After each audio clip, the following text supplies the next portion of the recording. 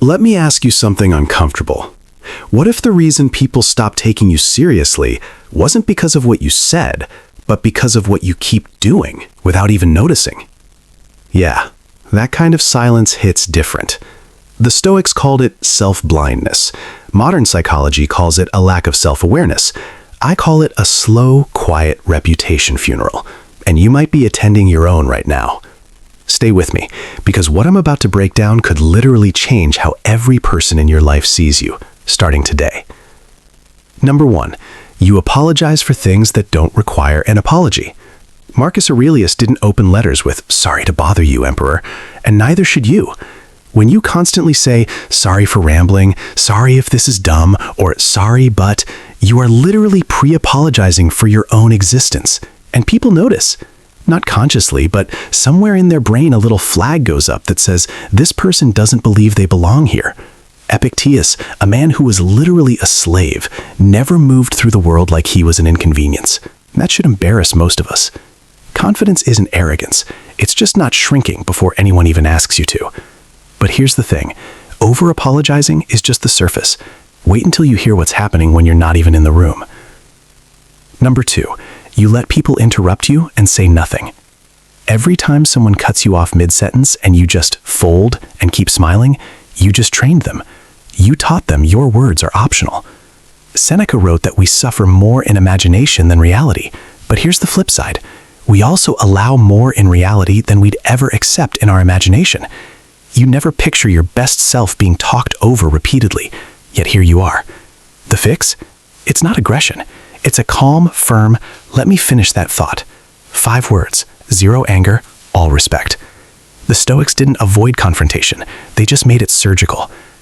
Speaking of training people, number 3 is about a habit so common it practically has its own zip code.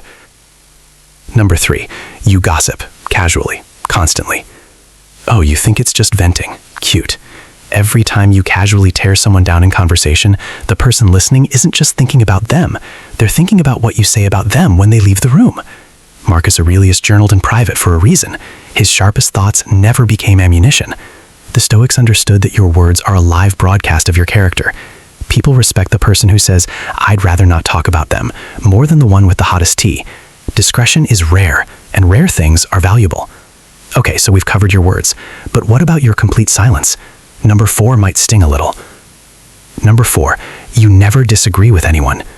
If you agree with everyone says, congratulations, you're not easygoing, you're invisible.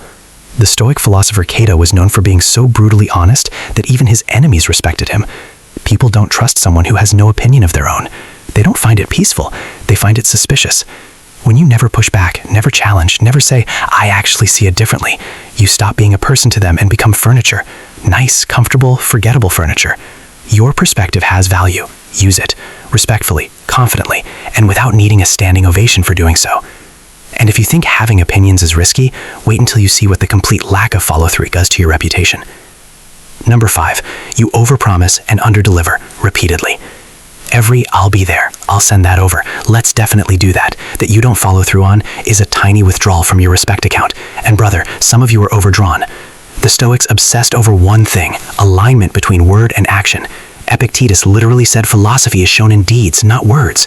You want to know why some people command a room just by walking in? It's not their jawline, it's their track record. People remember who shows up, they remember who delivers. Your reputation is just a collection of small kept promises, or broken ones. Now, let's talk about something sneakier, the way you physically move through the world without even realizing it. Number 6, your body language is broadcasting insecurity in HD. Crossed arms when challenged, eyes darting when someone powerful walks in, shoulders that fold forward like a taco every time you sit down. Your body is having a whole conversation your mouth never agreed to. The Stoics believed the body reflects the state of the soul, and while that sounds poetic, neuroscience actually backs it up. How you carry yourself affects how you're perceived before you say a single word. Stand like you've already handled harder things than this moment, because if you've made it this far in life, you probably have. But even perfect posture won't save you from number 7. This one lives in your phone. Number 7, you react instantly to everything. Someone says something slightly offensive and you're already typing back before they finish their sentence. Someone posts something you disagree with, and boom, you're in the comments like a firefighter who started the fire. Zeno of Citium, the founder of Stoicism, said the goal is to respond, not react. There is a massive difference. Reaction is animal. Response is human. Every time you fire back without thinking, you hand your power to whoever triggered you. The most respected people in any room are almost always the slowest to explode, not because they feel less, but because they've mastered the pause. The pause is power. And speaking of power, let's talk about one of the most underrated ways people quietly bleed theirs out every single day. Number 8, you complain publicly and often. Your commute, your job, the weather, the price of eggs. Listen, if the Stoics, who lived through plagues, political assassinations, and actual slavery, could still say, focus on what you control, you can probably survive a delayed flight without a Twitter thread about it. Chronic public complaining signals helplessness, and helpless people don't get trusted with responsibility. They don't get promoted. They don't get respected. Marcus Aurelius ruled an empire and never once posted a complaint. Coincidence? I think not. Vent privately. Show up powerfully. All right, we are almost at the finish line, and I saved 2 of the heaviest hitters for last. Number 9 is one most people never see coming. Number 9, you shrink yourself to make others comfortable. You dim your achievements in conversation so nobody feels bad. You downplay your wins. You laugh off compliments like they're accusations. And you think that's humility? The Stoics had a word for false modesty, and it wasn't a compliment. Real humility is knowing your worth and not needing to announce it. Fake humility is hiding your worth so others don't feel threatened. One is noble, the other is self-sabotage wearing a humble costume. You are allowed to be excellent. You are allowed to take up space. The world doesn't need another person making themselves smaller. It needs you at full volume. And finally, the one habit that wraps every single one of these together into one quiet reputation killer. Number 10, you don't know yourself well enough to change. This is the one.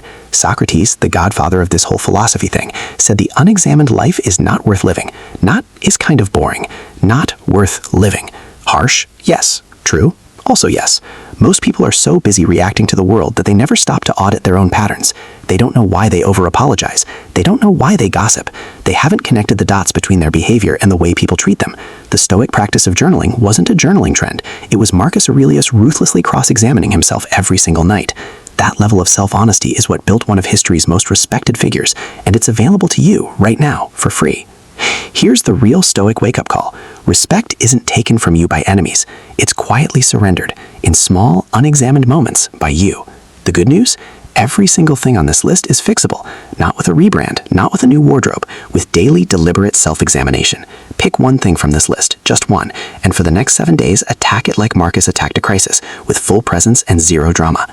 If this video made you think, do something with that feeling. Like it, share it with someone who needs a Stoic reality check, and subscribe, because we are just getting started on building the kind of person people actually respect. See you in the next one.